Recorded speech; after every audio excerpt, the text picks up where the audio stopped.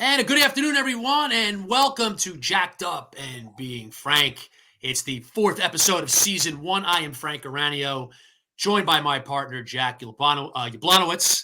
I butchered your name, Jack. That's why we call you Yabo. So it's Frank and Yabo here today, here on Jacked Up and Being Frank. We're so excited for today's show. So much going on in the world of sports. It's October. It's the best sports month. Some people would say March. I definitely say October. We got the MLB postseason going on. The Yankees clinched the American League pennant, first time going to the World Series in 15 years. Mets, Dodgers, big game 6 tonight at Dodger Stadium. We're going to talk a lot about that. We're going to talk NFL, the Giants debacle today against the Philadelphia Eagles, and Saquon Barkley's return to MetLife Stadium absolutely torched the New York Giants today. The Jets, a lot going on with the Jets. They play the Steelers tonight on Sunday Night Football. So I would categorize that as must-win for the Jets. We'll talk about that. And then towards the end of the show, we will talk about the New York Knicks as opening night. The NBA is coming up this Tuesday. The Knicks open up at the Boston Celtics. So a lot to talk about. Jack, I'm going to bring you in. Any opening thoughts? What's most on your mind? And then we could get into talk about the Yankees. Well, yeah, I was going to say what's most on my mind is the Yankees' Soto home run last night that I watched. But besides that, I mean, I think it's, how the playoffs have like came together where we have had like very even matchups throughout. And I think that's like no team has been able to like I feel like there's no there's no big favorite. Like the Dodgers are favorited, but there's no like other matchups where you could have the favorite and you're like, oh, everybody's picking that team.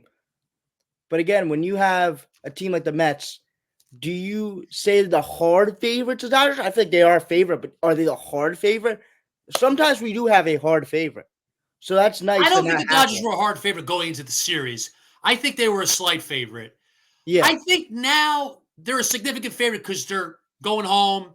They got 2 games at home to win 1. So I would consider them a significant favorite, but I would not be shocked if the Mets won the series. Like, the Mets are really resilient. If any team is going to pull this off, it's the 2024 New York Mets. So I would not be shocked if they did it. I definitely wouldn't be surprised if they win tonight.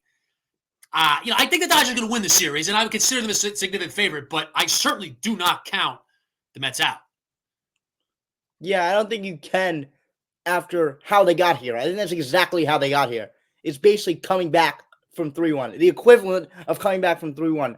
Coming back from just like absolute abysmal in May. I mean, there was no one in the stadium in May. Aaron Nola was throwing shutouts. Look what happened to Aaron Nola now in the playoffs. He got torched by the Mets. The Mets hit him. Well, I mean, it's such a big, drastic change between the last Mets team, this Mets team. So it's basically like making a comeback. I think the Mets have kind of made a comeback this whole entire year. The Mets are kind of similar to the 2022 Phillies. One of my best friends is a huge Phillies fan, and he said that during the Mets-Phillies series. He was worried. He was worried about the way the series is going, the way the Mets are playing in a good way, and in the way the Phillies are playing, meaning they were struggling. And he said the 2024 Mets remind me of the 2022 Phillies, and I think it's a good comparison. Maybe not so much the roster construction, but the grit, third wild card, the way the season went. I think there kind of are similarities there. I mean, this Mets team is incredibly resilient, but this Mets team's good. They're not some little engine that could major underdog. Like, they started the season terribly, but to me, you throw out the first 2 months. I don't think it means – I mean, it means something to the story of the 2024 Mets.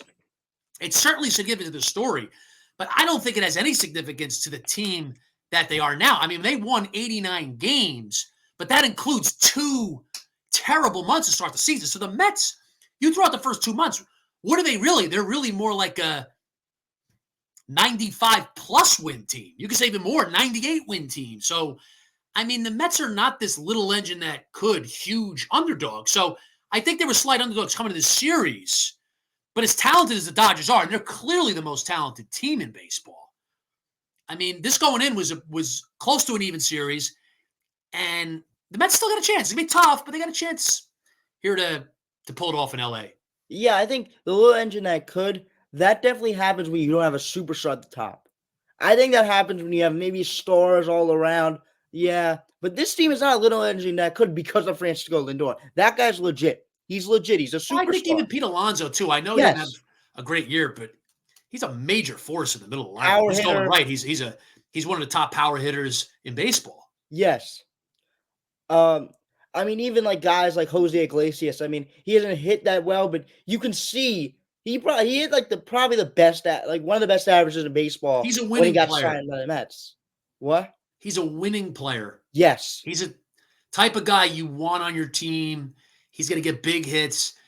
He takes a professional at bat, meaning, he knows how to approach a major league at bat. Good approach. He'll get it done in a big spot. He's a great defender. So he is the type of guy you want on your team. He's a winning player.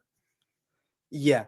I think the Mets have a great like little engine that could. I feel like it's just always like like you have these stars, but I think the Mets are a very well built team. Like they have players who like are winning players, but they also have players who are stars, like and superstars. You have a star in Alonso, you have a superstar in Francisco Lindor. So it's not like a little engine that could because of that. This team's built very well, and then you can also look at the top, very top, and you look at it and you're like, here's Francisco Lindor, a superstar and one of the best two-way players we've ever seen, in my opinion. It's a good roster. It's definitely a good roster. I think it's pretty well constructed. There's some issues in the bullpen, but Yes. pretty much everybody has bullpen issues. Look at Cleveland, which we're going to get into the Yankees-Cleveland series. I mean, Clase is supposed to be the best, if not one of the best closers in Major League Baseball, and he just totally spit the bit in this American League Championship Series. A credit to the Yankees. It's not just him not getting it done. I mean, a lot of credit to the Yankees offense for getting it done against him and getting it done against Cleveland overall. But the Mets roster is well constructed. The rotation lacks an ace. Is Senga going to be that guy going forward when he's healthy?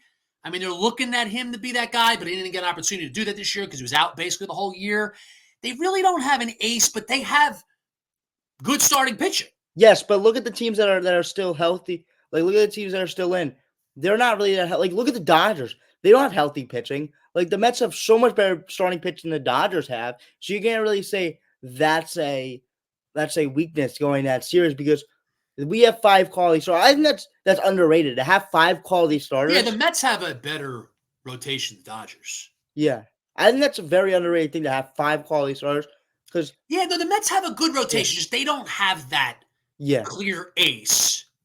Again, we have to see down the road with Senga. There's people that think he could be that guy. Yeah, a very good year in 2023, but even Manaea, like he could take another step. We've seen him take steps in his career as he grown. Could he take another step? Who knows? And there's a lot of Mets players. You just have to wait, I think, and see. But for now, right now, worst case scenario, we have 5 quality starters.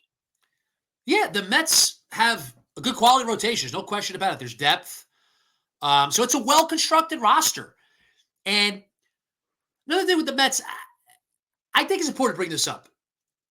They have the highest payroll in baseball. That's why I bring up this little engine that could. Like, they kind of got that thing where they're this big underdog, but it's only because of the way they started the season. So, again, I throw out those first 2 months, and they don't have a great roster, but they have a good roster. It's pretty well constructed. I mean, Stearns is showing that he really knows what he's doing. He did a very good job in Milwaukee, and now he's doing a very good job in New York. So he's the real deal as the president of baseball operations. Steve Cohen brought in the right guy. I mean, Cohen's showing, the ability he has in an owner, really just totally changing the Mets organization. And bringing in Mendoza also, not to try to add on to you're saying, but bringing also in Mendoza. I mean, I think Steve Cohen and David Stearns have made some great hires. I think it's definitely helped the team because in bad stretches, you need those guys at the top to settle it down. They've done a great job. Yeah, they have the right guys in place, the right manager, the right president of baseball ops, the right owner bought the team. But I would say the payroll, highest payroll in baseball. So $356 million payroll. The Dodgers are 351, just under the Mets. And then the Yankees are third at 314. They showed that graphic on Fox a couple games ago. I don't remember if it was game 3 or 4, but they showed that. And I saw that and it made me think it's like, this idea that the Mets are this big underdog. I mean, the highest payroll in baseball. So for that payroll, you should have a good team. And they do Yeah, have a good team. Going into the year, there weren't much in terms of expectation. I don't know if there's anybody who thought they'd be a playoff team, but here they are. And going forward, I mean, the Mets, there's no excuse for them going forward anymore. I know we're focused on this NLCS, yeah, I but think it's fine to there's, talk about yeah, it's fine. we should focus on the here and now. But the Mets going forward, there's absolutely no excuse for the New York Mets to not be a team that's a contender for the World Series every single year. Like the Yankees. They should be like the Yankees going forward. With this owner, the money they have, the president of baseball ops, the manager, everything they have in place. The New York Mets going forward should be a World Series contender every single year, no exceptions. Yeah, I think so. But the money thing is when you bring up, I think it's a lot of like when I say this, I think it's a lot of dead money where they are paying people It's a good like point. Verlander, Scherzer, like that they just messed up with, and they have like look at the guys who have they've top at a quality rotation player. Mania, they didn't really sign him to a big contract. Um, you look at Dave Peterson, they don't really have him on a big contract. He pitched well. Like you see some guys like on the Mets who aren't really like have big contracts and are putting in great work for the Mets. So I think they still are underdogs because the guys who are producing aren't getting lucrative. Like Tyrone Taylor, you think he's getting a lucrative contract? I don't think Well, so. Lindor's making a ton of money. But yeah, No. you're right. Yeah. You're right. There is dead money, but they're a franchise that That's can just my afford to argument. have all that dead money. So you're absolutely right about the current roster. It's Yeah. not $356 million of the guys on the roster. No. There's a bunch of dead money, but the Mets are able to afford dead money. Like the Yankees are able to afford dead money. The Dodgers are able to afford it. The Red Sox, the bigger market teams are able to afford that. So the Mets are the underdog in this series, but not a significant underdog going in. Um, so again, like they started the season terribly, but at this point right now, I mean, they're a good baseball team. And going forward, they really should be able to have a World Series contender every year. It doesn't mean you're going to win it every year. You can't. Doesn't mean you're going to go every year. But the Mets should be right in the mix every single year. And they should make the playoffs most of the time. Like if they continue on with Steve Cohen as their manager and Stearns running the show with baseball ops, I mean, the Mets should be like the Yankees. I mean, it should be like, over the course of a decade, they should make the playoffs at least 7 times. But I'm going to say 7+ times. Like you should make it 7 or 8 times. You should go deep in October. You should be in a World Series or 2, win a World Series. Like I think that has to be the expectations for the Mets from this point going forward. Yeah, I do think so. Especially with Lindor. I keep saying Lindor, but I'm trying to hit home that he's this guy that when you look at World Series teams, you have to have that guy. And he's that guy, in my opinion. And you also have players that you're waiting on for another season. Vientos. I mean, you're waiting for him to have another season under his belt of good play, which I think he's a very good baseball player. And you could have him. You could have him at third base, and you have another year of Brandon Nimmo, who you're signed to a big contract.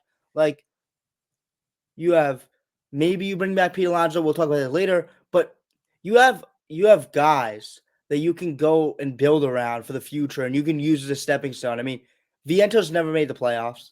Like there's some guys that have never made the playoffs and got themselves playoff experience and big playoff experience. I mean, that Vientos Grand Slam was kind of one of the biggest playoff moments you can have as a player. Like, think about it. Grand Slam ALCS game 2, lost game 1, have to punch back kind of in a boxing reference. Like, you got to punch back. Vientos did a great job. Yeah, he showed a lot. I mean, he's somebody that should be a big contributor to the Mets for a long time. So again, I mean, the future should be very bright. As I said, the expectation should be very high going forward. But Jack, let's focus on the here and now with the Mets because that's what's most important right now. They are in Game 6 of the NLCS tonight. So, what are your thoughts? Let's say particularly on Game 6. We could look at the bigger picture. If they win Game 6, what Game 7 will look like. But what are you thinking going into tonight's game? I do feel good because we have Manaea, and Manaea, he's pitched like an ace right now. I mean, he dominated the Dodgers lineup in the bullpen game where the Dodgers threw out a bullpen game. I think they're doing that again. They're trying to throw out a bullpen game. They're starting Michael Kopech. So they're going with the bullpen game, going an opener. They're going to throw out a bullpen game, which, I mean, who knows? And I think the Mets with this guy and Manaea, who's just been on a heater on the mound, it gives me very, very much hope for this game because of having somebody who has let up only 3 runs against his team, which is crazy. Only 3 runs to this Dodgers team who's hitting like everything and laying off every single ball. So him only giving up 3 runs is great to have going into Game 6. I think he's the key. Well, the pitching matchup definitely favors the Mets. I think it's so tough to predict these games. I mean, you go into them, you think, well, the pitching advantage is to the Mets tonight. Yeah, but then we saw Buehler dominate going into that game, you would have thought the pitching matchup favored the Mets, which it did, but it didn't work out. No.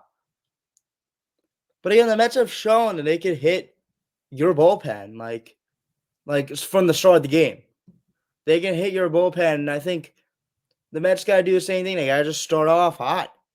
Like, you cannot waste innings. Like, what I mean by that is just scoring 0 runs because the Dodgers are playing this type of baseball where they're hot. They're on a roll at the plate. So you've got to use every single inning to get a run on the board.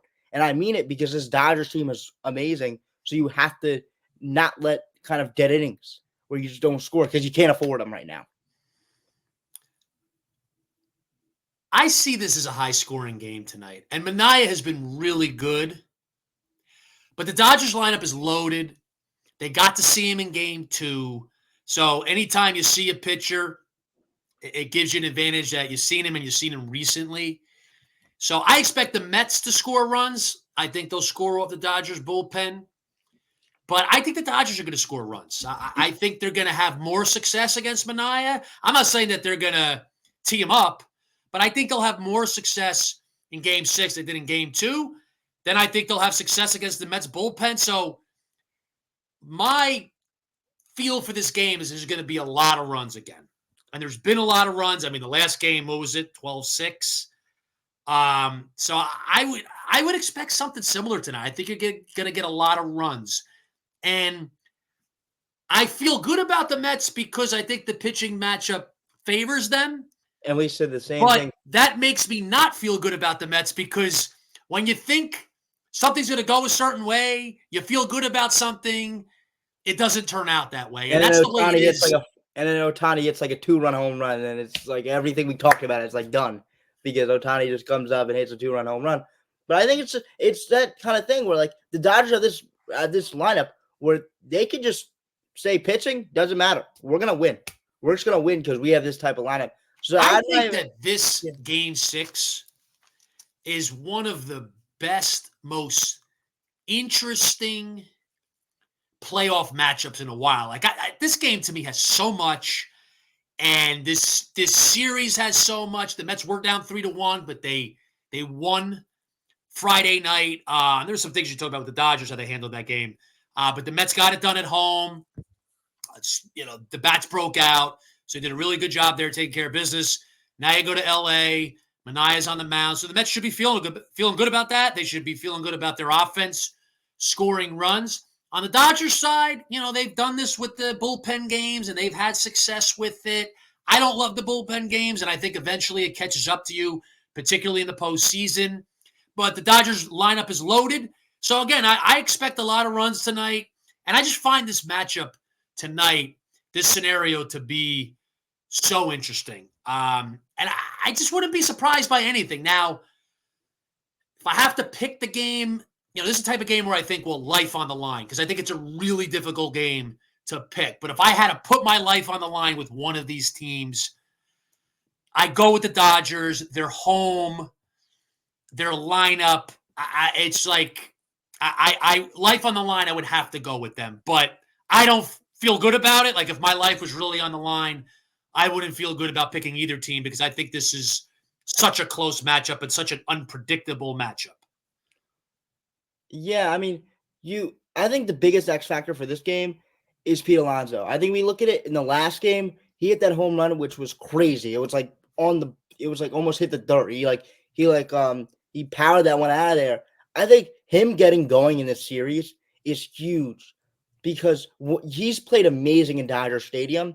So once you get him there, and with the contract on the line, he kind of feels that.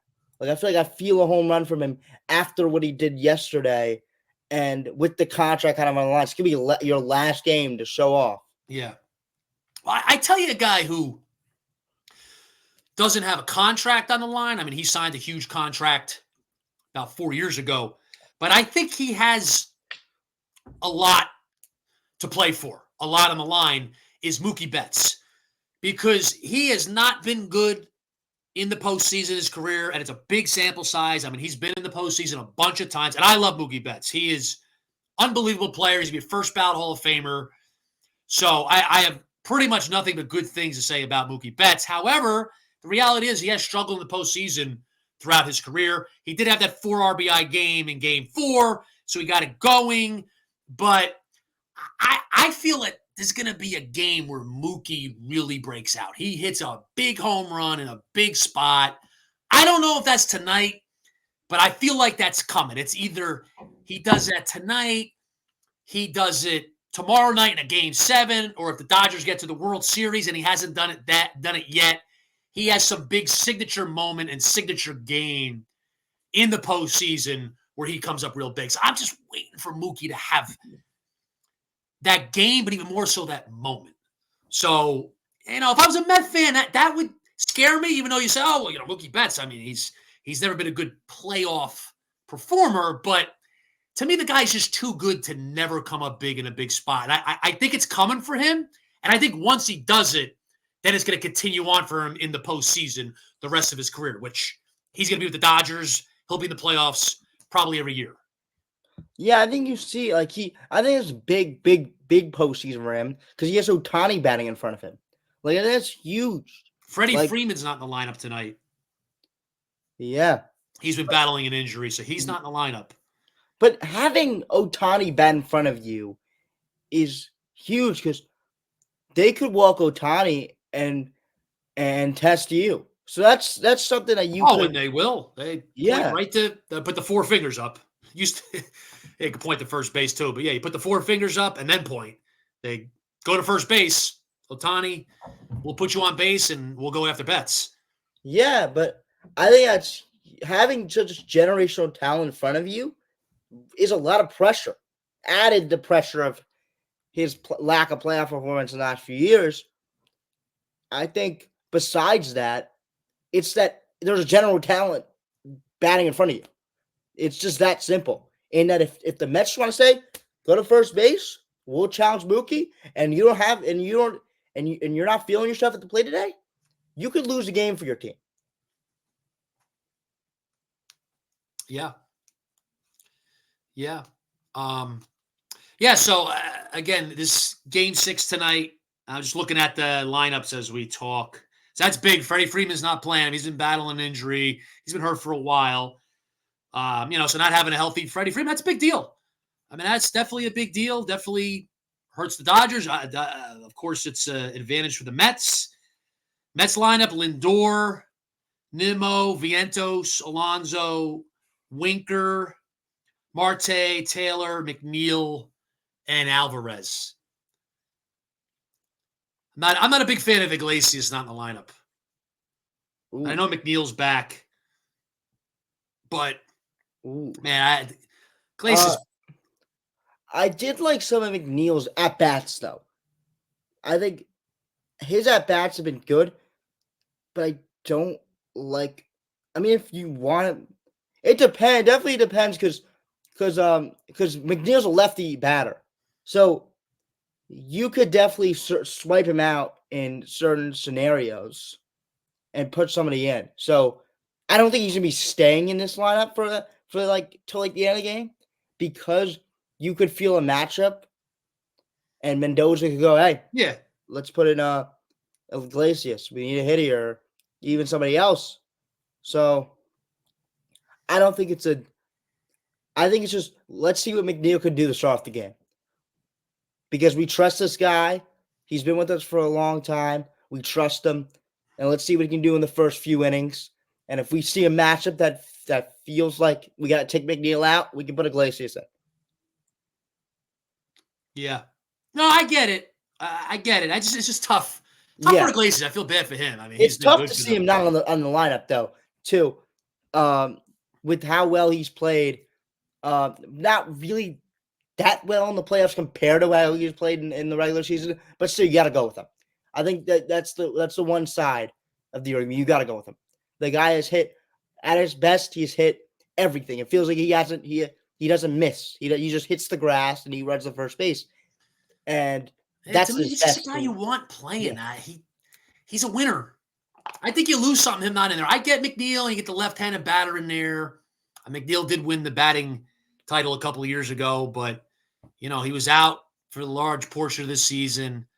So that's what the Mets have gone with. They've gone with McNeil in the lineup again, and I would think we'll see Iglesias off the bench at some point in this game.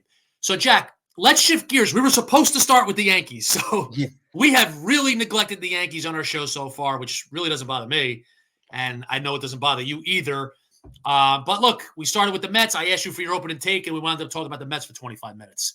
So let's talk about the Yankees. They did win the American League pennant, first American League championship for the Yankees since 2009. So it's been 15 years. It's been a while. In Yankees years, that's a long time. It's actually tied for the longest drought the Yankees have had where they haven't made the World Series. So longest drought, longest amount of time without going to the World Series since the Yankees became a franchise in 1903. So they became a franchise in 03 as the first year of the World Series. They didn't make their first World Series until 1923. So the first 20 years of their existence, no World Series. That was their longest drought. But after that, this is tied for the longest. They went from 81 to 96, which is also 15 years. So the point is, long time for the Yankees to not be in the World Series, which they also won in 09 when they beat the Phillies. So a big deal for their fans, a lot of excitement.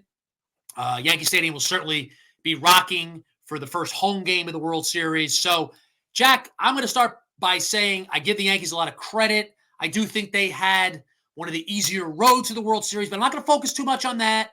I know you can say I'm throwing a dig at them, but no, I think that's a fact. However, they earned this pennant. I think Cleveland's a good team.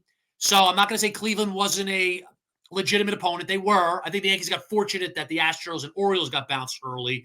But the Yankees earned this. A lot of good things from them. So, Jack, why don't you tell us about the Yankees and what enabled them to win the American League pennant? I think it's big players make big time games and big time moments for the Yankees. Yep. I think when you have people like Soto, when you have people like Aaron Judge, when you have people like Giancarlo Stanton, they are big time players.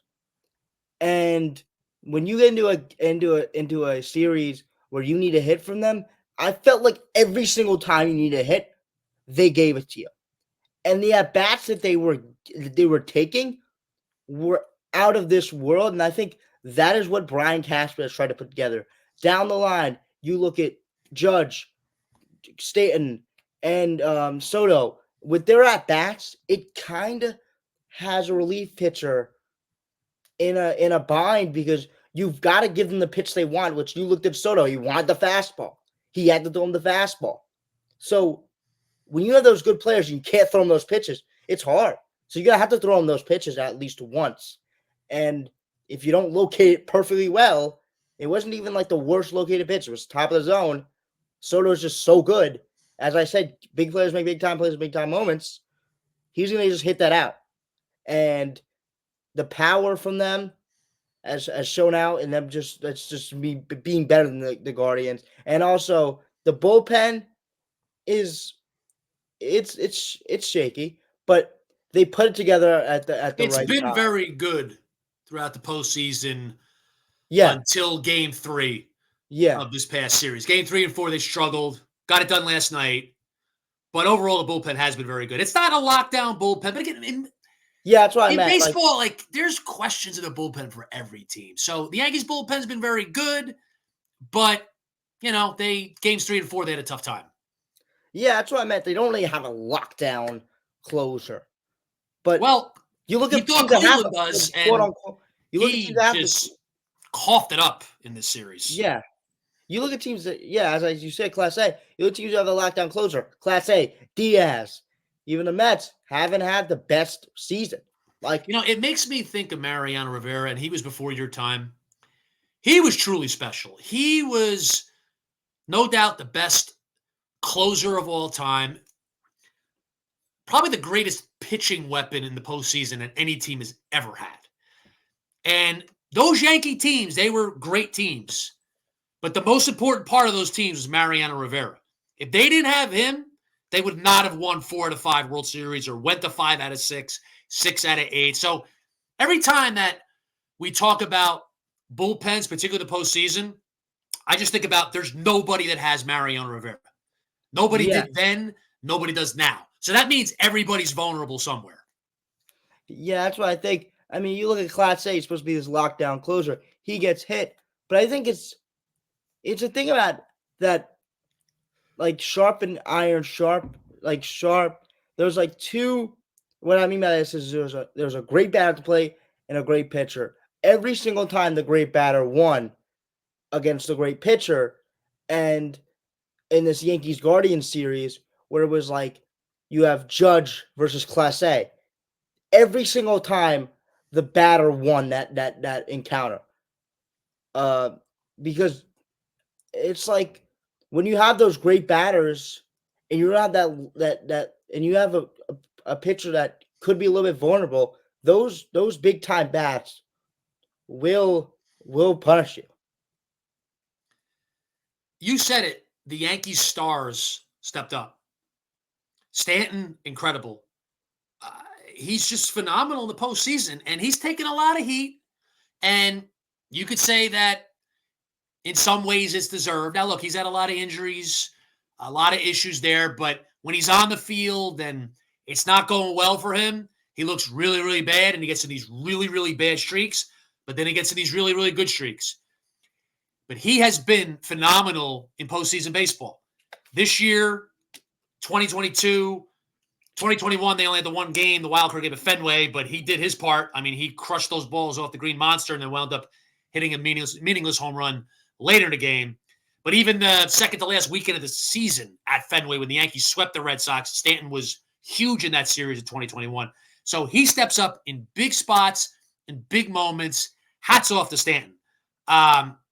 He's just a big-time performer on the big stage. Judge, he's had his struggles in the postseason. He did hit 2 home runs in this series. The one was huge. They wound up losing the game, but they win that game.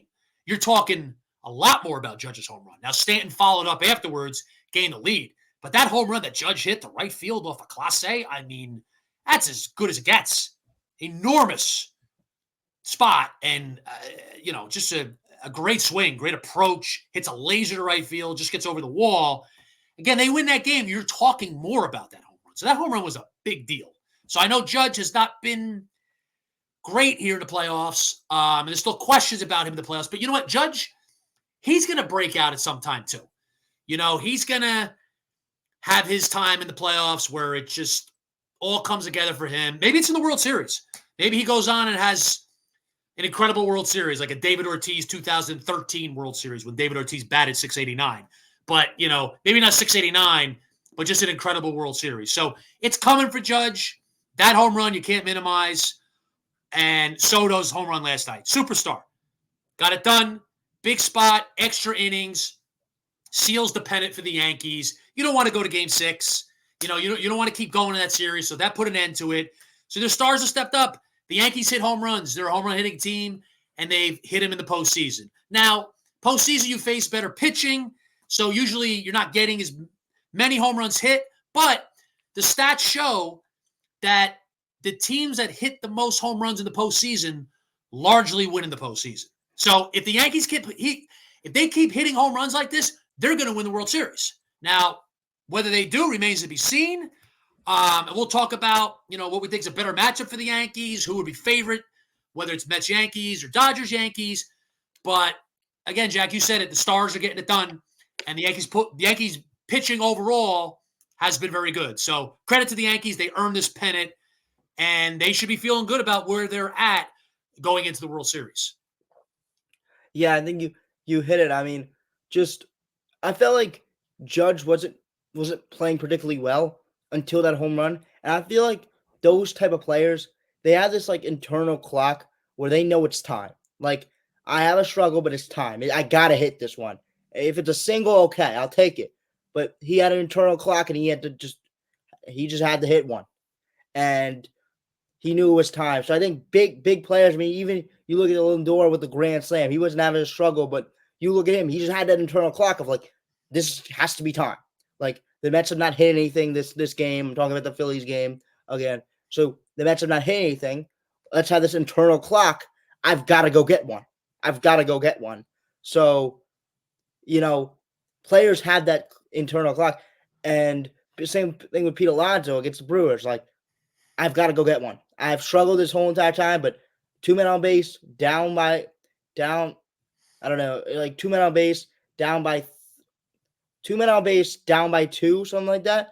Yep. I've got to go hit one because I know I haven't played well this whole entire series, but it's got to be time. I'm due. So yeah, and look at where Pete hit the ball. He hit it to right center, hit a laser. Judge hit that laser to right field in Cleveland. So that's a good way to get right. You don't try to do too much because when guys feel the pressure and things speed up on them, they try to pull the ball, they try to launch one, and then they get themselves in trouble. So both those home runs were hit to right field and they were lasers. So that goes to show you about hitting approach and what'll get you on track and what'll work for a hitter in any at-bats, but particularly when the pressure builds in the postseason. So, Jack, the next thing that we'll talk about here for baseball and the postseason, again, the Mets tonight, NLCS Game 6 against the Dodgers, World Series coming up. The Yankees are waiting to see who wins the National League. So, with the Yankees making it to the World Series, what we're going to discuss now is who do you think is a better matchup for the Yankees, the Dodgers or the Mets? Who do you think the Yankees prefer to play? I think people think this is easy, but I don't know. I had a lot of time thinking about this, but I think at the end of the day, it's the Dodgers. They would rather face the Mets because of the bullpen and like you've seen the Yankees big time plays. You know when they happen? They happen against Class A or Gaddis or some big time pitcher like the Cleveland Guardians have on their bullpen because they have a great bullpen. But imagine if they played Jose Butto and Phil Maytown. Nothing against them, but they aren't those quality players that Cleveland Guardians are pushing out. So imagine you play them and you're in a late game situations where you don't have that pitcher that the Guardians had against you. So once you bring those big players up, you can hit some. So it really gets better late innings. And you have the pitching matchups to match up against the Mets as well. I think most people would say that the Yankees prefer to play the Mets, that the Mets will be a better matchup for the New York Yankees, but I think it's the Dodgers. I think it'd be better for the Yankees to play the Dodgers. Now, I would think if you asked 100 baseball fans who they thought would be a better matchup for the Yankees out of 100, I would just say 90 would say the Mets are a better matchup. I mean, I'd probably say at least 80-20 would go with the Mets being a better matchup, but I could even see it being 90-10. Like, I think an overwhelming amount of people would say the Mets are a better matchup. But I say the Dodgers are a better matchup. And the reasons for that is, first of all, the Dodgers go with these bullpen games. And when you do that, and they're doing it, they did it once in the series against the Padres. This is going to be the second time they're doing it against the Mets. I think that wears on a pitching staff. So I think when you get to the World Series, there's going to be a lot of wear and tear on that Dodgers staff. Now, you could argue, well, the Mets, they had to play in the wild card round. There's 3 extra games. The Mets down the stretch were basically playing playoff games and, the taxing nature of that. So, yeah, I mean, you could counter me with that. But the Mets go with a starter every game. The Mets have a better starting rotation than the Dodgers. I'm not going to say far and away better, but they have a better rotation. And I think this is going to catch up to the Dodgers. I don't like the whole concept of an opener and these bullpen games. I've never been a fan of it. I understand why they do it, but I really do think it catches up to you. I think it's going to catch up to the Dodgers in the next round. So when it comes to the pitching, if I'm the Yankees, I rather face the Dodgers pitching than the Mets pitching. Now, lineup-wise, on paper, talent-wise, the Dodgers have a better lineup, but you can't minimize what the Mets have. I mean, just start with Francisco Lindor. He'd be the MVP of the National League if it wasn't for Ohtani. Now, I know Ohtani's on the Dodgers, but you got Lindor. You got Alonso, who I know struggled this year, but he's had big hits, huge hits, enormous hits in this postseason. You can go through the Mets lineup, which you already did, so we're not going to rehash it. But the Mets lineup is no slouch. Then I think it's the intangibles. The Mets' resilience. I do think the Dodgers got over a hurdle against the Padres in Game 5. But the Mets' resilience in this season and how awful the start was and how good they've been since. And they just keep fighting and fighting. They're down 3-1, and they got it done in Game 5. Coming back against the Phillies in Game 1 of the NLDS. Pete Alonso's home run against the Brewers. Coming back against Atlanta in the first game of that doubleheader, Lindor's home run. They came back from down 3-0 in that game and then gave up the lead. Like, everything that's happened, the resilience of the Mets, I think that's a big factor. And then I think the manager's a big factor. I love what Mendoza's done. I think he's better than Dave Roberts. I think Dave Roberts is prone to going with the analytics of the Dodgers. Look, I know the Dodgers have had great regular season success, but they are known for bad decisions, which I think they made a bad decision in Game 5, letting Flaherty stay in there. Instead of getting him out and saying, look, we can still score runs and come back, which they did. They should have got him out earlier. They gave up on Game 5. They should not have done that. They had a day off. I know they would have bullpen game tonight, but you have a day off. I don't think you just give up on games. You don't just say, all right, we'll go to Game 6. So I think they messed up there. The Dodgers are so prone to doing that, but I don't think the Mets will do that. So I give the Mets a managing advantage over the Dodgers. Even though Mendoza doesn't have the experience Roberts does, I'm not a big fan of Roberts as a manager. Love him as a base stealer, but not as a manager. And then the other thing, the pressure of the Subway Series. I do not think that could be understated. Now, you could say, well, there's pressure on both teams. Yes. But in the Subway Series, whether it's the World Series, which you had in 2000, or any of the regular series, the pressure is always significantly more on the Yankees than the Mets. The Yankees are always supposed to win it. They're the Yankees. So there's that factor. Now, the Yankees won it in 2000. They had no problem with the pressure. I mean, the Mets blew Game 1, so that could have been a different series. But the Yankees did get it done in 2000, but that was a very different Yankee team. That was the dynasty Yankees. They knew how to handle any pressure. That was a whole different thing. This Yankees team, first time in the World Series in 15 years, I think the pressure of the Subway Series could really get to them. Because I think the pressure will be much more on them than it will be on the Mets. Because there's just always that thing. There's always that view of it that the Yankees should beat the Mets. Joe Torre used to say when he managed the Yankees, I can't stand the Subway Series. He was so open about it. And he was a very guarded guy. But he would always say, I can't stand the Subway Series. I can't wait for it to be over, answering all the questions and the pressure that it's on the Yankees. The pressure that's on the Yankees side. It's much more than it's on the Mets. So I think that favors the Mets. And I got a feeling that this Yankee team, because they're not the old Yankees, will have a struggle with that. I could see that happening. So long story short, which I gave you the long version, I think the Dodgers are a better matchup for the Yankees than the Mets are.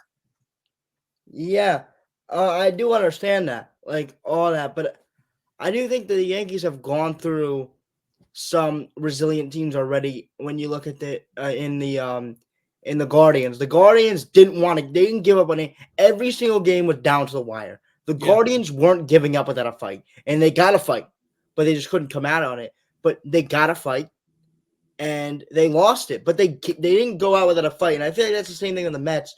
So I feel like the Yankees have gone through resilience. I think it's different with the Mets, but at the same time, they have gone through it. Like the Guardians weren't going out without a fight.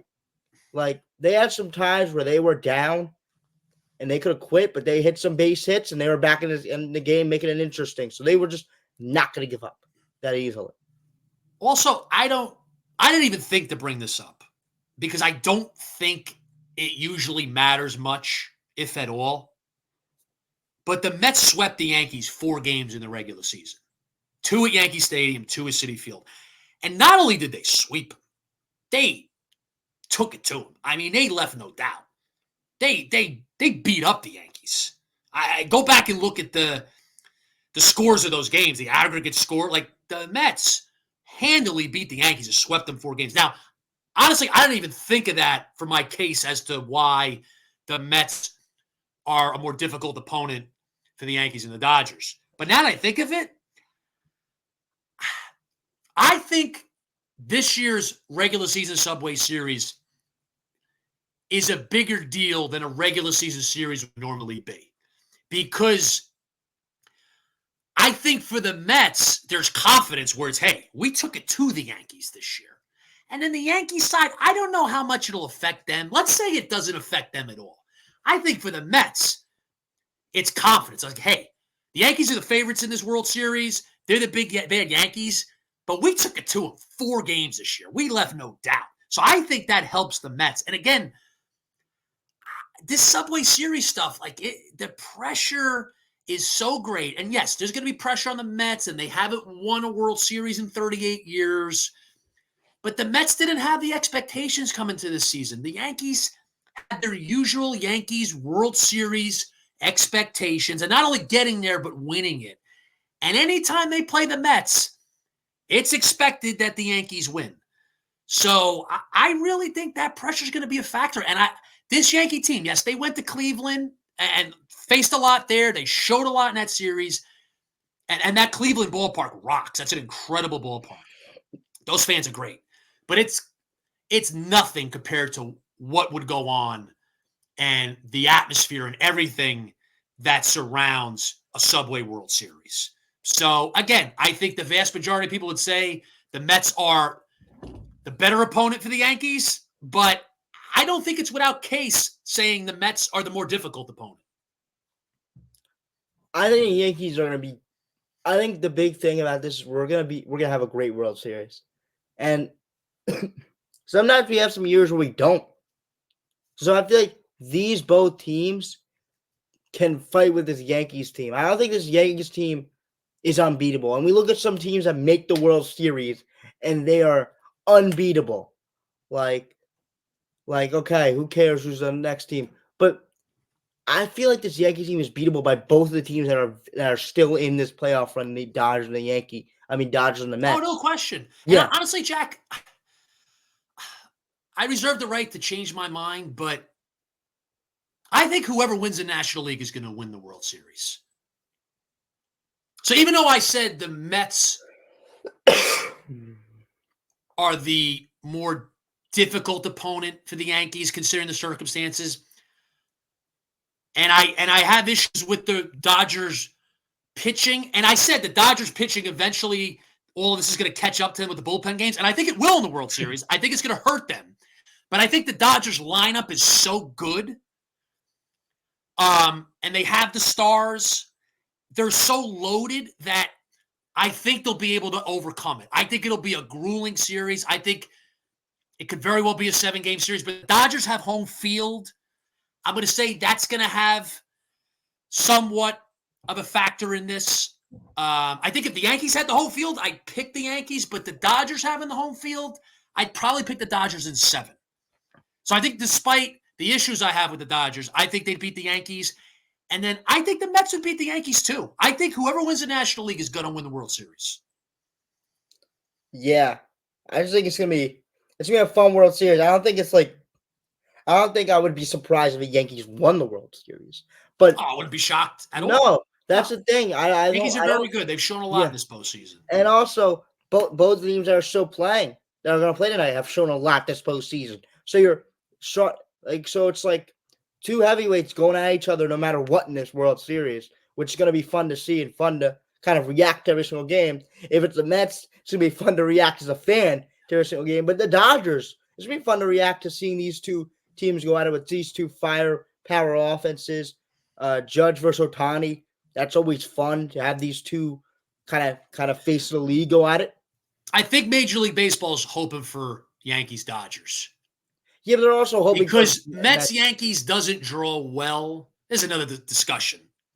But is it a different Mets team? I though? just thought of that. What's that? But is it a different Mets?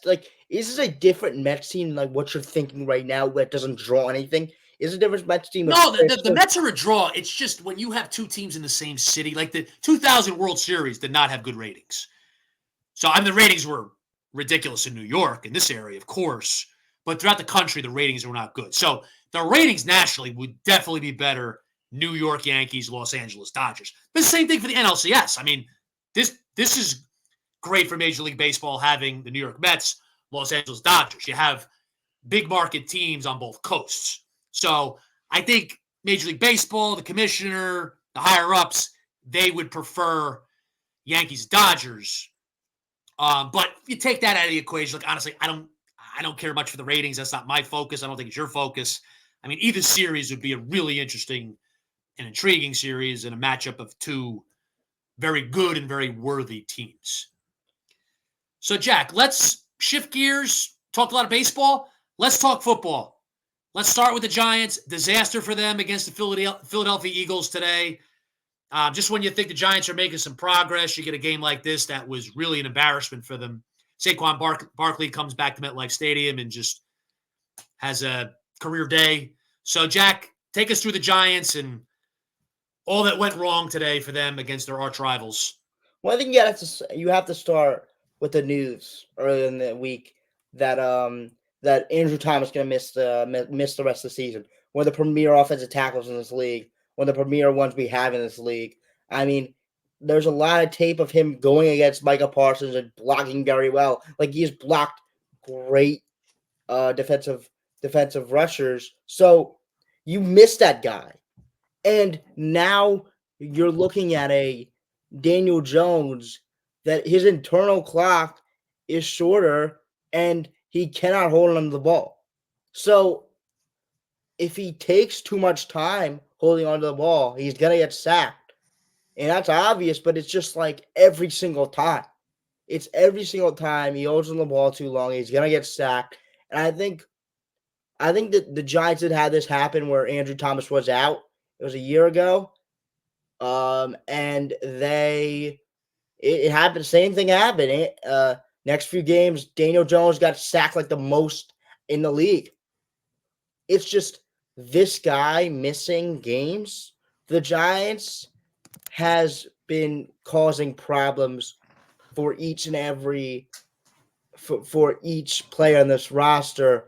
The running back not being able to run behind that offensive lineman, and you look at the quarterback in Daniel Jones getting sacked. He doesn't even have an opportunity to look for Malik Neighbors. Now you look at Malik Neighbors, and he didn't really do anything special. And it's not because he's not special. It's because he doesn't have the time. Daniel Jones doesn't have the time to deliver him the football. And is it a little bit of Daniel Jones' fault? He's holding the ball too long? Yes. But you have to look at the Andrew Thomas, one of the best right tackle, one of the best tackles in the league, is out. So I think it's a little bit of both. You can't hold the ball for that long. But also, man, you cannot lose something like that and expect it to all be sunshine and rainbows. This guy's going to pick up that guy next man up. That's fun when you talk about it. But it's just, when you lose something that good, it comes back to bite you.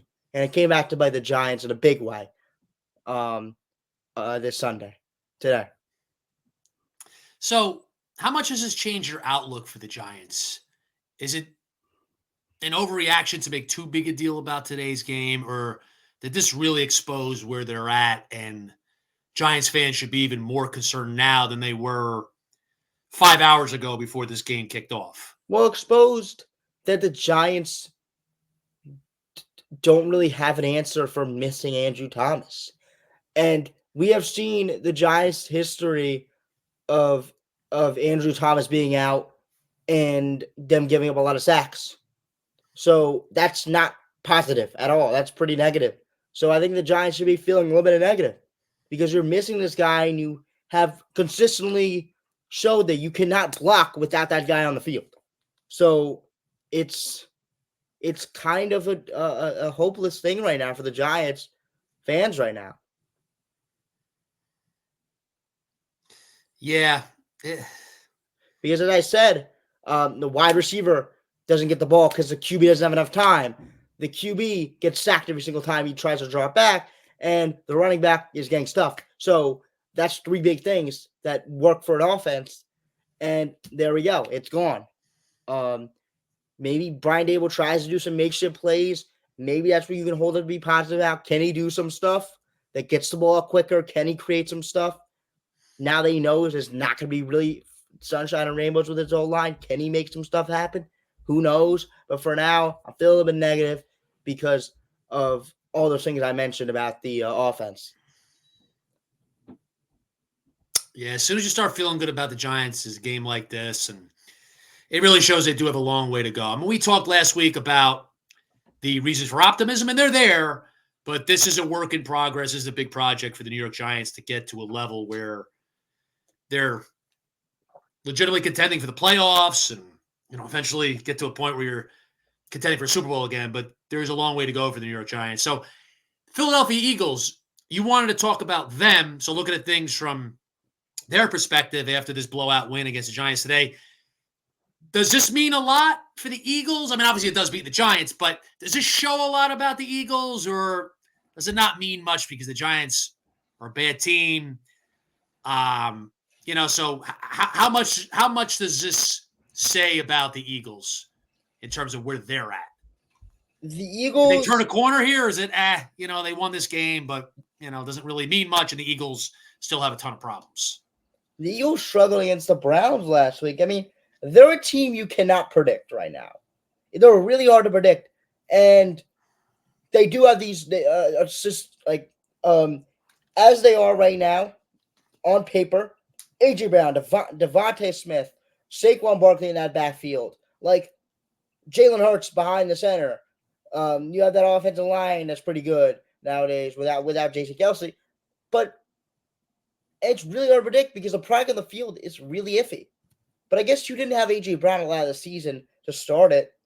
But it's really hard to predict this team because we don't know, can AJ Brown come back and this team looks better, but the defense didn't look good some games. Like, this team's really hard to predict. As we saw the defense today, but then the defense in other games have looked pretty bad. So it's a really hard team to predict right now. The Eagles are, but I'm leaning towards they aren't the Super Bowl team that they really want to be, and I think that's the expectation for them. I mean, they made the Super Bowl a few years ago against the Kansas City Chiefs, and they Almost haven't won the got game. back there. What? That game went down to the wire. Yeah, They were and they very haven't close to got being back Super there. Bowl champs. And they want to get back there with the signing of Saquon Barkley. Thinks they can push them over the edge, and I think it could. That's what they're hoping for. That's the expectation. But I don't think you can now, put too much stock in this game today. yeah, I don't think it should change people's minds about the Eagles. Like you said, they really struggled against Cleveland last week. Honestly, I don't think this game means anything in terms of them having turned a corner. The Giants stink. So they took care of business today. I mean, it's nice win. They feel good. you know what this means? Eagles always love beating the Giants. They can beat them again. They gives them another win on the schedule. That's what this means. You're right. No, it does. It means another win later in the season when they play in Philadelphia. Yeah, but I mean, you look at the Eagles. I go back. I mean, the Bucs game was a disaster in Tampa. Ugly game that they won against the Saints. that Monday night game that they blew against the Falcons. And then they beat the Eagles in Brazil, but Jordan Love wasn't playing. So, like, they're fortunate. If Jordan Love was playing that game, the Packers probably win the game. Yeah. So the Eagles are 4-2, but it's a soft 4-2. They could easily be 2-4. They've really played more like a 2-4 team. I'm not a big believer in them. I wasn't before the season. I thought last year the wheels just came off, which they did. But I thought not just the wheels coming off for last year. I think it's come off the entire thing for the Eagles. I think Sirianni's a clown. They should have fired him after last year. I mean, I know they went to the Super Bowl and were right there in that game, but the way that season unfolded last year, just a disaster. I mean, they totally collapsed. They were embarrassing in that postseason game in the wild card round against Tampa. And then to start this year, they're not playing good football. I mean, this game, again, to me, it doesn't show anything about Philly. It really just tells you a lot about the Giants. So I don't expect much for the Eagles. I don't see them as a playoff team. I mean, I have to go through the schedule. I mean, if schedule-wise, you can make a case, but this team feels like a 9-8 team that sneaks in the playoffs and it gets dominated by the. Well, let's go through it real quickly. Next week, they go to Cincinnati. I think they'll lose at Cincinnati. Cincinnati's gotten better. You agree with that? Yeah. All right, so that's 4-3. They host the Jaguars. We'll give them a win there. Yeah. 5-3. At the Cowboys. I know the Cowboys are a mess, but I'll go with the Cowboys. Commanders. This could be a game where they give up a ton of points. And could that come because you have Jaden Daniels, you have that offense, Brian Robinson Jr., you have the Terry McLaurin, he's coming back. Like the Commanders could put up a bunch of points on this Eagles team.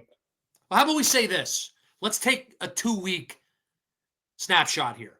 They host the Commanders, and then they go on the road against the Rams. How about we say they go 1-1 in those games? I can see them slipping up at the Rams. I know the Rams have been good, but that's a game the Eagles could easily lose. So what if we say they go 1-1? Puka, Cooper Kupp are back. They have their receivers back. The Rams could definitely beat the Eagles. In fact, I think they will. Yeah, because they have the receivers back, and Puka and Cooper Kupp. But I'll give the Eagles a win against the Commanders. At home, okay, fine. They'll win the game. Okay. Let's say 1-1 in those games, so that gets them 6-5. They go to the Ravens. Forget about it. They're going to get blitzed. You agree with that? Yep. 6-6. Host the Panthers, 7-6. Host the Steelers. That's a tricky one. Well, let's look earlier when they played good defensive units. I mean, they played the Saints, who are a decent defensive unit. Well, how about we do this, Jack? We'll do this again. We'll do a 2-week snapshot. They host the Steelers. They go to the Commanders. How about we say they go 1-1 in those games? Yeah, we'll give them the win against the Steelers. I feel like they'll fall in. They'll lose to the Commanders once. Yeah. Yes, definitely with that offense because that defense has not been very good. 8-7 after the Commanders game, which kind of makes me think they could lose 2 times because that defense is really bad. Like that defense could be really exposed. That Eagles defense. Oh, they could lose 2 times to the Commanders. So we're kind of being nice here. We have them at 8-7. Then they host the Cowboys, and then they host the Giants. So the last week they'll beat the Giants. That's 9 wins. 10-7. I don't think they're going 10-7. They'll be like maybe they lose to the Commanders twice. I mean,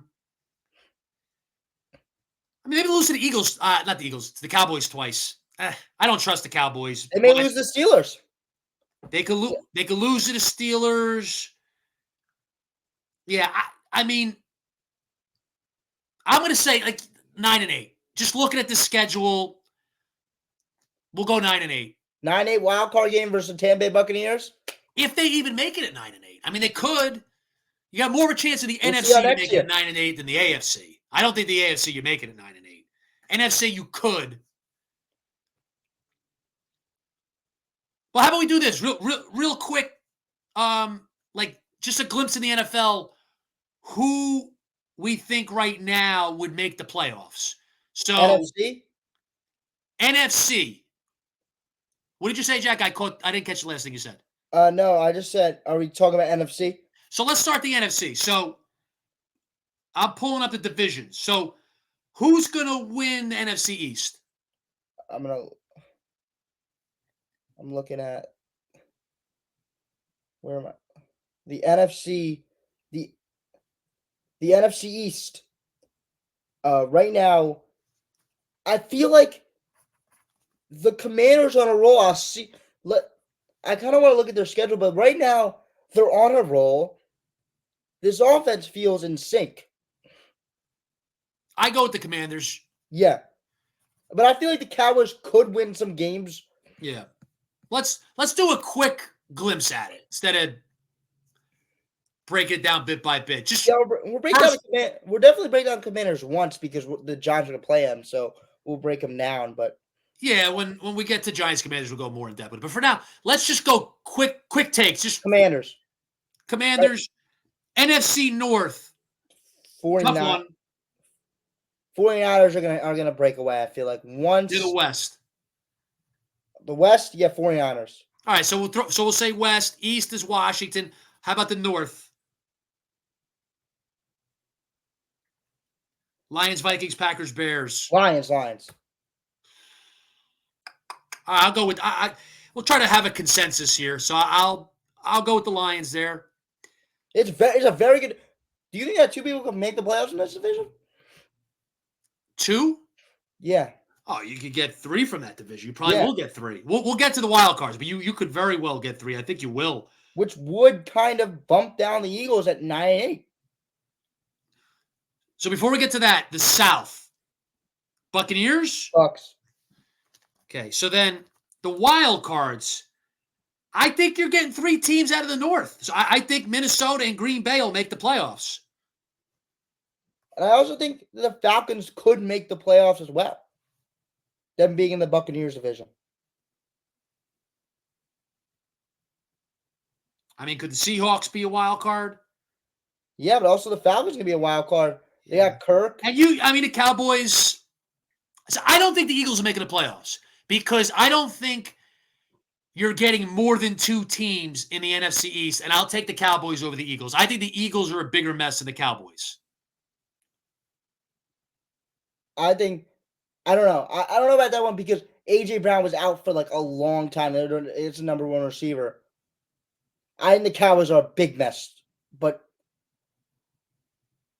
I mean. Well, do you think the East is going to get two or they're only going to get one? I'm going to say the South gets one. I'd say just the Bucks. Yeah.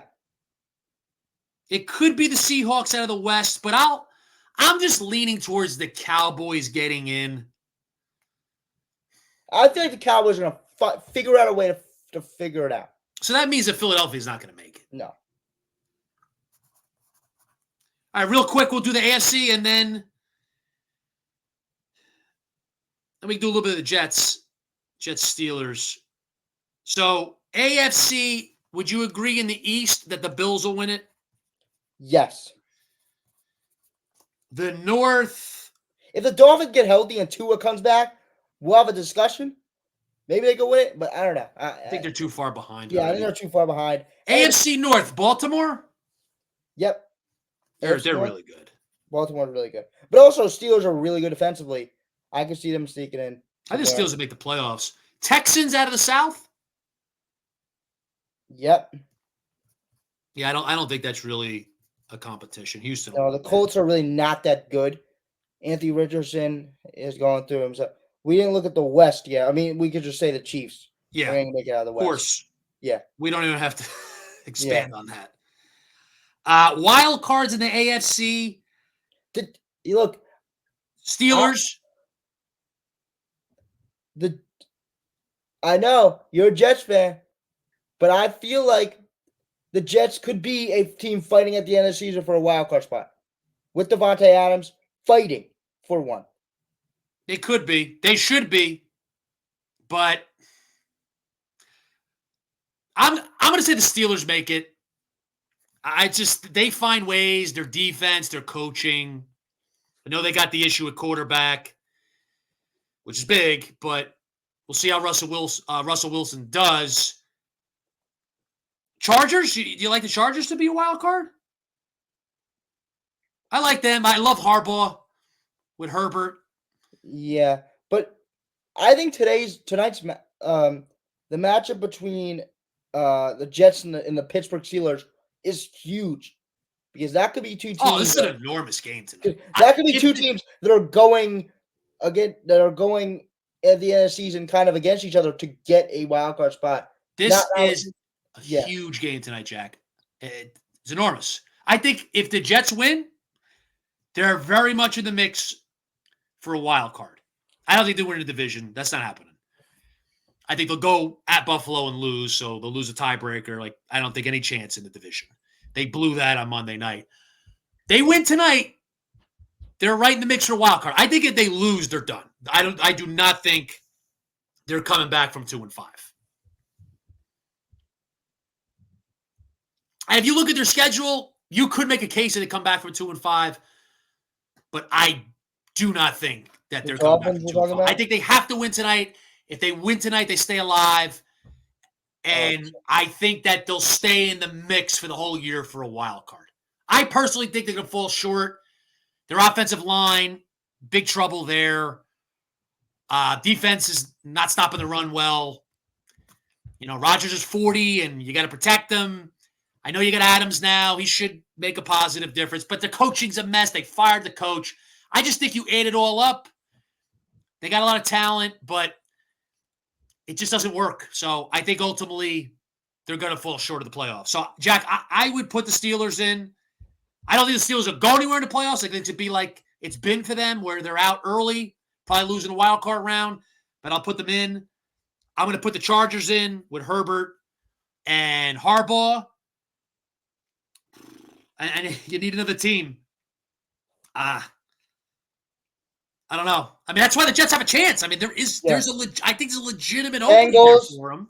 Bengals. Yeah, not the Colts. I'm not going Broncos. No. Yeah, I'm with you. I think you got to go. I think it's going to be Bengals, Jets, big time. I'm with you. I think you'll get 3 out of the NFC North. The North divisions are the best, both conferences. I think you'll get 3 out of the North in both conferences. Yeah. With the Bengals, yeah. I think the Bengals are going to get some wins together. I mean, they have the talent in Jamar Chase and T. Higgins and Joe Burrow. So how do you think this game is going to go tonight between the Jets and the Steelers? I feel like it's going to be weird because this Jets team, like last game, they played really well offensively. I think it could be a very short, like a very low scoring game. I think if it's a high scoring game, I give the edge to the Jets because they have this talent offensively. But I think it's going to be tested today. Aaron Rodgers is going to be tested today. Devontae Adams, Garrett Wilson, Breece Hall, all the offensive line is going to be tested today. Real big time. I think that's great for somebody who's going for the playoffs to get tested like that. I think everybody needs to get tested like that. It's going to be huge. The Steelers need this win, and same with the Jets. So, you said low scoring. Yeah. I think that type of game favors Pittsburgh every time. I expect a close game. I expect a grueling grind of a game, and I think that favors the Steelers really over anyone. I mean, that's the Steelers' MO, always has been, the steel curtain. But particularly against a team like this Jets team, I think it favors Pittsburgh every time. So I think it'll be a grind of a game. I think you'll see glimpses on the Jets offense that will give you signs of hope. I think Adams will make a difference. But I think ultimately with the Jets' struggles in the offensive line, the Steelers' defense, their pass rush, I think the Steelers will run the ball well. I like the Steelers to pull this out. Could be a field goal game. I would expect low scoring. You know, I'll say 20-17. Not real low scoring, but I say for like today's NFL, 20-17. And then coaching. You got to love Tomlin over pretty much anyone, but particularly over whoever is coaching the Jets now in that mess of a coaching situation. So Jets need it tonight. They get it. They're definitely in the mix for a wild card, but I don't think it's going to go their way. I think the Steelers get it. They go to 5-2, and then I think the Jets are 2-5. But they'll tease, but This is I a do big not game. think they're coming back from 2-5 and making the Big game for playoffs. the Jets also, because you can rack up the wins right now if you win this game tonight, or whenever you guys play. Do you guys? When you win the game tonight, if you win the game I'm not tonight, on the team, man. I mean, I'm wearing a Rodgers shirt, but no. thank God I'm not playing. If I were playing, then they would definitely lose. If the Jets win the game tonight, they got the Patriots, and I can if see you go, them going and losing that game. I really can. Oh, the Patriots are terrible. yeah. Nah, they'll beat the Patriots. Patriots are awful. But the Jets can can strike 2 wins out here, and then feel good about themselves going to this Texans game. That would be hard, but I feel like pushing forward, if they can win these 2 games, it'd be huge for them. I think this game could push them over the top and give them confidence going into other games. I think this is a season. Again, I do not think they're coming back from 2-5. I think they have to win this game tonight. They lose tonight, it's 3 in a row. And the pressure mounts, and it just gets tougher and tougher. I do not think, anyway, I've said it like 5-6 times now, they're not coming back from 2-5. They win tonight, doors open to make the playoffs. I still don't think they will. I wouldn't bet on it, but the doors definitely open in the AFC. The AFC is clearly weaker than the NFC. It's not a good conference this year. It's top heavy, but in terms of making the playoffs, you don't really have to be a good team to make the playoffs in the AFC. There's going to be at least one mediocre team that makes the AFC playoffs, maybe even more. So that keeps the door open. Must win tonight for the Jets, but again, I see a close loss in Pittsburgh. I go with Pittsburgh's defense, and I go with their coaching. So, Jack, to conclude our show tonight, we've talked a lot of baseball. We have talked a good amount of NFL here. Giants, Jets. Got into the playoff picture a little bit here. Let's talk about the New York Knicks. Opening night, Tuesday, it's coming. We are 2 nights away. Knicks open in Boston against the defending champion Celtics. So, Jack, your Knicks thoughts, where they're at going into this 2024-2025 season, what your expectations are, and then any predictions you have. Maybe a prediction for the Knicks record, where they finish in the division, the conference, if you want to give some playoff predictions. So you take it away where you want to go, as we're 2 nights away from opening night of the NBA season. Yeah, I think as I'm gonna start the show, as I'm gonna start this segment, as I did with the news that I had in the other time I talked. The news is that Pressure 2 is out for 2 to 4 weeks, and that's a big piece. You might be like, "Oh, who's that?" That's the Knicks' backup power forward. The Knicks are really depleted right now, and he has shown his stuff. And losing him for 2 to 4 weeks to start the season, they are really depleted right now. The Knicks benches. So what the Knicks are going to do in the first few weeks is really big, because they have some big games. Loaded schedule in the first 10 games, as we have said a little bit. Load schedule in the first 10 games. So you're going to have to try to muster up some wins with your starting lineup. You're going to have to play a lot of minutes. But once we get Achua back, and I think it'll be fine.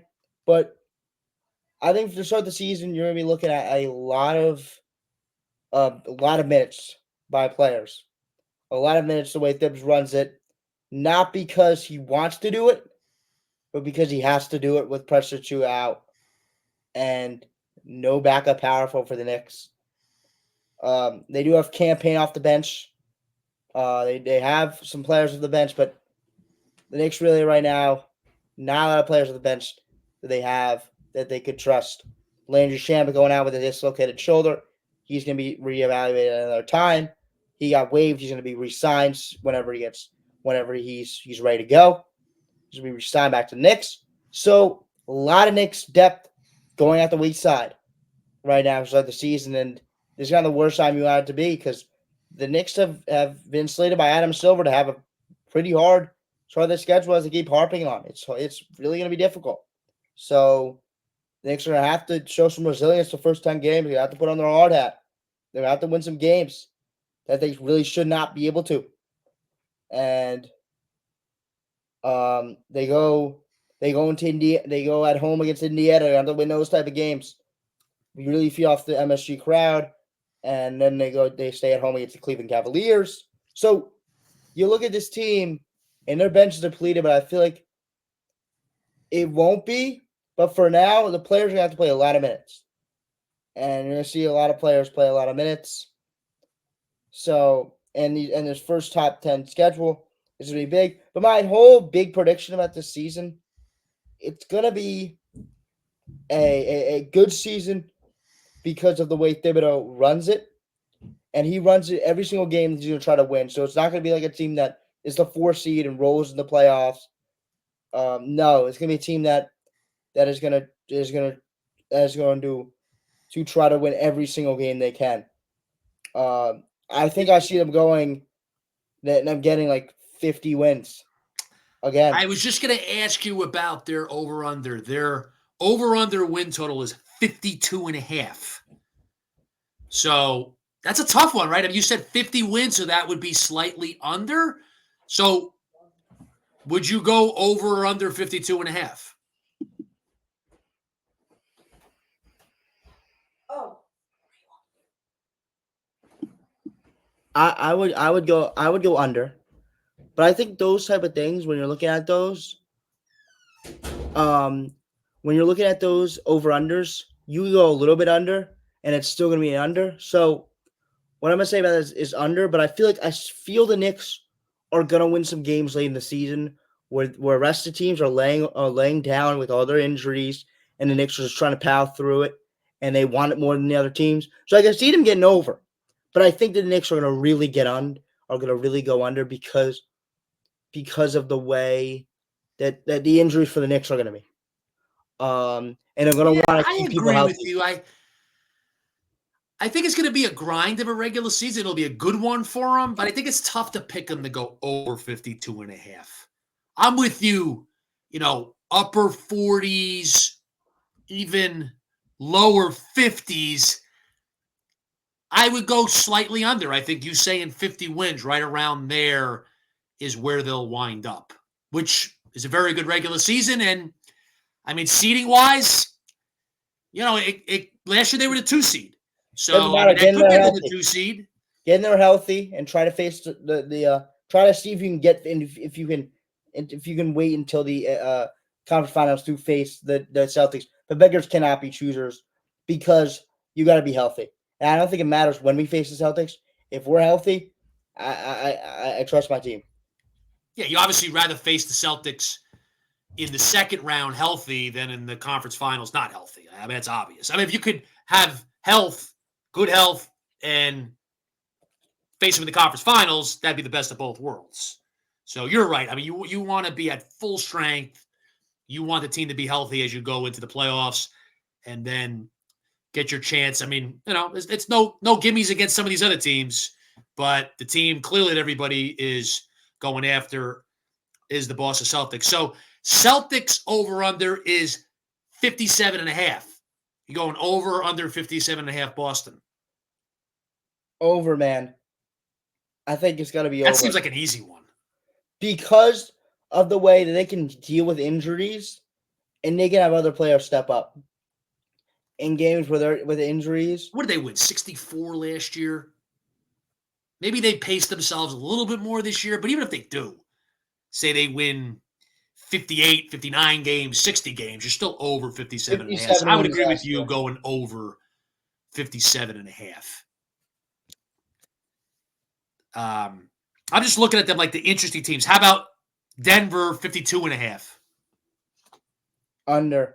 I think they're a team that these guys, they're a bunch that got to get in the playoffs, man.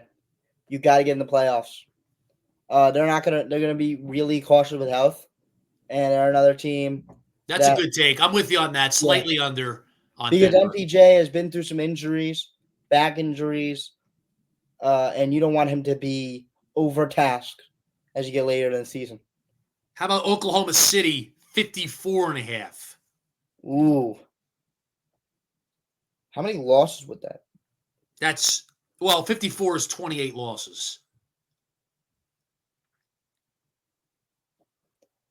I think they can do it. I think because of the way they have the chemistry, and they haven't made like a ton of moves. Like they signed Isaiah Hartenstein, but they've made moves that just fit with the team Yeah. and When that they won work. like 57 last year. They really were really they were really good last year, and they have players that are just gonna get better. So with this team, That they're gonna seems like a team that'll have a really good regular yes. season, and then there's questions that remain in the playoffs. Yes, with experience, but I think they gained their experience already. But we'll talk about that playoff time. But they're a team that is hard to deal with the playoffs. It's hard to deal in the regular season because with their spacing, it's hard to game plan for that spacing in one day or How in about a Wednesday. quickly with a few more teams, and then we'll wrap with whatever Nick's thoughts you have, and if you want to wrap with a thought on the Mets, if you want to go for the Giants, but we'll do our closing thoughts in a couple moments. But just real quick, rapid fire with some of these over unders for NBA win totals. Minnesota 52.5 over under. Uh, under a little bit under, Philadelphia 51.5. a little bit under. Milwaukee 51.5. I'll go a little bit over. So it sounds like you'll have them as maybe the 2 seed. So they'll have a better record than the Knicks. Yeah, I feel like they will. Ooh, I think they're going to be good in the regular season. I have faith for them to be good in the regular season. Playoffs, I don't know, but Doc Rivers is a floor riser, and he does that type of stuff where he's going to be great in the regular season, and you don't really doubt him. In the Indiana 45.5.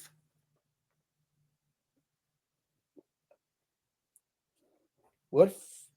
I know it's rapid fire, but what would? Take your time in Indiana. 45.5. No, I'm going over. I'm going over a little bit over. Like 48. I would say about 48. Miami 44.5. Slightly under. Just the Lakers because it's LeBron and Bronny 44.5.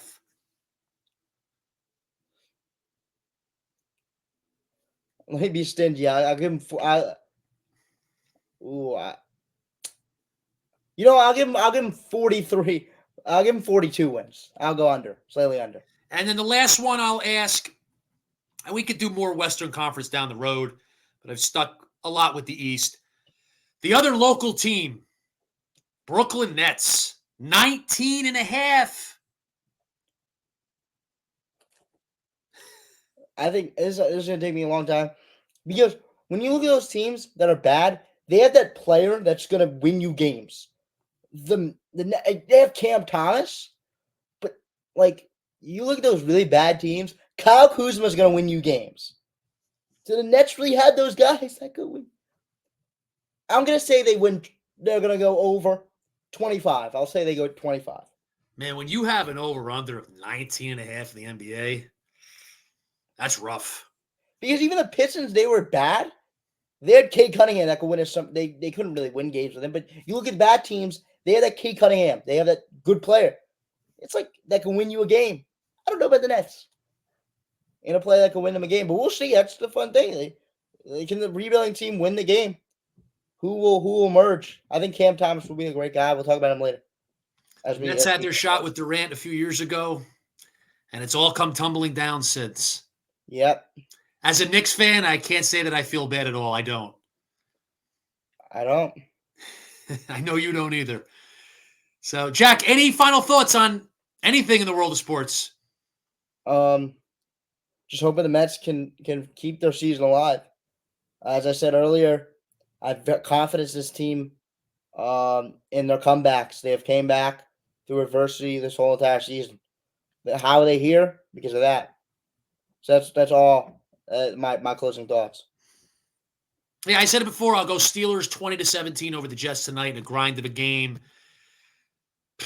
The Mets, I could definitely see them winning, but I'm going to go with the Dodgers in a high-scoring game tonight. I'm going to say the Dodgers wrap it up in 6. Would not be surprised at all if there were a Game 7 tomorrow. But I'll go Dodgers 8-6 tonight. I think it's going to be runs. I know Manaea's pitching, but I think the Dodgers lineup, we'll get to him more the second time. The Mets bats will be going. think it'll be a back and forth, really good game. But I'll say that the Dodgers advance to the World Series tonight. So, Jack, another great show. So much going on in the world of sports as we are here in the month of October. Thank you so much for joining us today. We will be back next weekend. It'll be into the World Series. So there'll be a lot more to talk about as we continue on with Jacked Up and Being Frank. Thank you so much for joining us. For Frank Aranio and Jack Jablonowitz, again, thanks again for joining us on the Jacked Up and Being Frank show.